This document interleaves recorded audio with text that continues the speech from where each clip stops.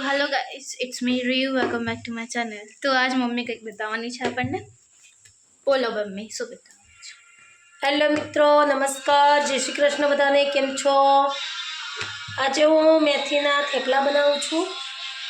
એમાં પહેલાં મેથી લીધી, એના પત્તા લીધા અને લીલા મરચાં લીધા છે, આમાં લીલું લસણ લીધું છે, તલ નાખ્યું છે, અજમો, પછી જીરું, મીઠું અને હળદર અને લીલા ધાણા પણ નાખે છે સ્વાદ અનુસાર। તો એકદમ પોચા અને સ્વાદિષ્ટ બહુ જ મસ્ત થેપલા બને છે। એનાથી આમ બધા બને છે સરસ, બહુ જ સરસ। અને થોડી હલ્દી બી નાખી છે, એ હળદર નાખવાથી કલર સહેજ પીળાશ જેવો થાય છે એટલે, અને એ ખાવામાં બહુ જ ફાયદો છે।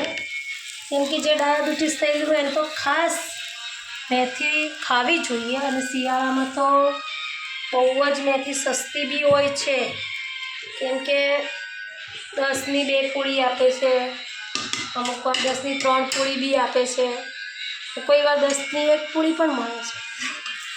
એટલે મેથી છે ને ખાવી જરૂરી છે। ખાસ જે ઉંમરવાળા હોય એમને તો મેથી બહુ જ ખાવી જોઈએ। ખાઓ ખાઓ, મેથી ખાઓ। મેથી જો નાના છોકરા ના ખાતા હોય, ના નથી ખાતી પહેલાં તો, પણ હવે એ પણ રિયા પણ ખાતા શીખી એટલે બી જબરજસ્તી પણ ખાવી તો પડે।